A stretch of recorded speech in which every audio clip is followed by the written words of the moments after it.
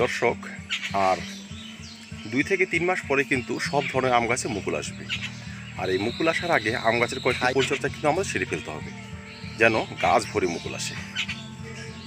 তো আসুন দেখি এই অক্টোবর মাসে আম গাছের কী পরিচর্যা আমরা করতে পারি।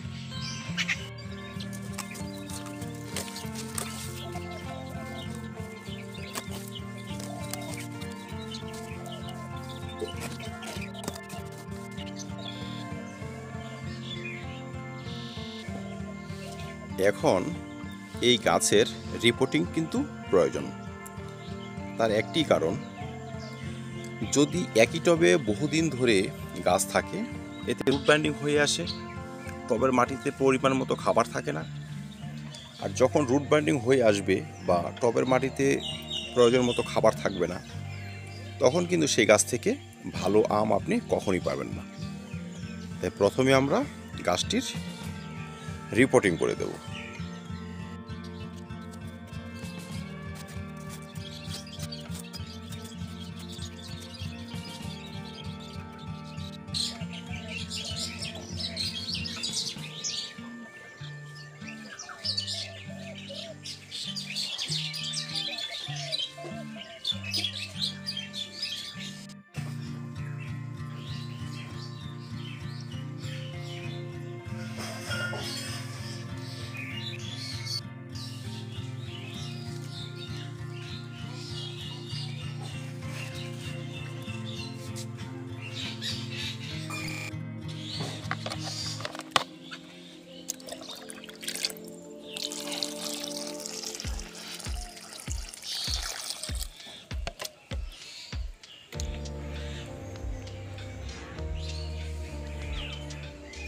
যে সকল গাছে আর 2 থেকে 3 মাস পর মুকুল আসবে, সে সমস্ত গাছের কিন্তু কোনো ধরনের ব্রাঞ্চ এখন ছাঁটাই করা যাবে না, মানে প্রুনিং করা যাবে না।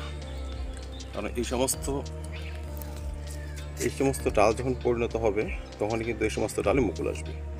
তাই এখন যদি এসব প্রুনিং করে দিই, তবে কিন্তু মুকুল আসার সম্ভাবনা কমে যাবে। তাই গাছের ডালকে এখন পূর্ণ হতে হবে।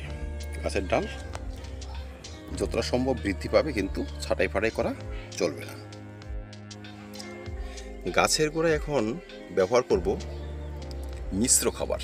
কিন্তু দর্শক, সেই মিশ্র খাবারে যেন নাইট্রোজেনের ভাগ সব থেকে কম থাকে। কারণ নাইট্রোজেন যদি থাকে, নতুন ব্রাঞ্চ বেলা শুরু করবে, সময় মতো কিন্তু সে সমস্ত গাছে ফুল নাও আসতে পারে। তাই আমরা সেই মিশ্র খাবারে পটাশিয়াম এবং ফসফরাসযুক্ত খাবারের সঙ্গে সঙ্গে ভালো মানের অনুখাদ্য মিশিয়ে ব্যবহার করব। সেই মিশ্র খাবারটি অর্গানিক হতে পারে বা রাসায়নিক হতে পারে। কিন্তু দর্শক, এই সময় গাছের গ্রোথ ভালো রাখার জন্য একটি মিশ্র খাবার কিন্তু অবশ্যই ব্যবহার করতে হবে। যেহেতু বর্ষা প্রায় বিদায় নিয়েছে, এখন কিন্তু গাছের ছত্রাকের আক্রমণ থাকতে পারে। তাই আমাদের কিন্তু এখন ছত্রাকনাশক স্প্রে করতে হবে।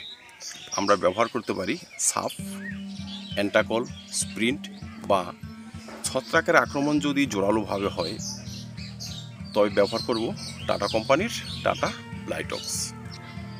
আমরা যে ছত্রাকনাশক ব্যবহার করি না কেন, সেটি 10 দিনের ব্যবধানে 2 বার ব্যবহার করে দিলে কিন্তু যথেষ্ট। সর্বশেষে বলবো, গাছে এখন একটি কীটনাশক এবং একটি অনুখাদ্য স্প্রে করতে হবে। কীটনাশক এই জন্য স্প্রে করতে হবে, কারণ গাছে কিন্তু বর্ষাকালে বিভিন্ন পোকাটোকার আক্রমণ হয়। এই দেখুন, এগুলো হচ্ছে সাদা মাছির বাসা। এরা গাছের গ্রোথ নষ্ট করে দিতে পারে এবং ফুল ফল আনতে কিন্তু এরা বাধা সৃষ্টি করতে পারে। তাই এদের দমন করার জন্য একটি কীটনাশক কিন্তু ব্যবহার করতে হবে। আমরা ব্যবহার করব প্রফেক্ট সুপার বা ইমিডাক্লোরোপিড জাতীয় কীটনাশক। আর যারা জৈব চাষি, তারা কাকা বা নিম তেল কিন্তু ব্যবহার করতে পারেন। সেটিও 7 দিনের ব্যবধানে 2 থেকে 3 বার।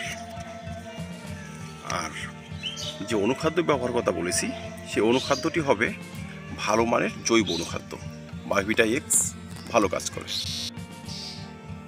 আমরা ব্যবহার করতে পারি অ্যাগ্রোমিন গোল্ড। দর্শক, যেটি ব্যবহার করি না কেন, সেটিও হবে 10 দিনের ব্যবধানে 2 থেকে 3 বার। কারণ এই সমস্ত গাছ কিছুদিন পরেই মুকুল নিয়ে আসবে। তাই এখন তার সার্বিক গ্রোথ, গাছের নিউট্রিয়েন্ট ডিফিসিয়েন্সি সব কিছু কাটিয়ে উঠতে হবে। গাছকে সুস্থ এবং সতেজ থাকতে হবে, তবে কিন্তু গাছ ভরে মুকুল আসবে। দর্শক, যেহেতু গাছে এখন খাবার ব্যবহার করব, গাছে বিভিন্ন ধরনের অনুখাদ্য স্প্রে করব, তাই টবের মাটি কিন্তু এখন ময়েশ্চার থাকবে, যেন মাটিতে জলের ঘাটতি না হয় সেদিকটা লক্ষ্য রাখতে হবে। আর যখনই ঠান্ডা চলে আসবে পুরোপুরিভাবে, তখন জল দিতে হবে কম পরিমাণে, কারণ শীতের শেষেই কিন্তু এই সমস্ত গাছ মুকুল নিয়ে আসবে, তখন কিন্তু বেশি জল ব্যবহার করা যাবে না। তো দর্শক, যারা গাছ ভরে আম চান, এই অক্টোবর মাসে কিন্তু এই কয়েকটি পরিচর্যা অবশ্যই সেরে ফেলবেন। তারপরেই দেখবেন গাছ ভরে মুকুল আসবে আর আপনার বাগান ভরে থাকবে আমে। ধন্যবাদ। দেখা হবে নতুন ভিডিওতে, নতুন টপিক। ভিডিওটি ভালো লাগলে লাইক এবং শেয়ার করবেন, চ্যানেলটি সাবস্ক্রাইব করে পাশে থাকবেন। ভিডিওটি দেখার জন্য ধন্যবাদ।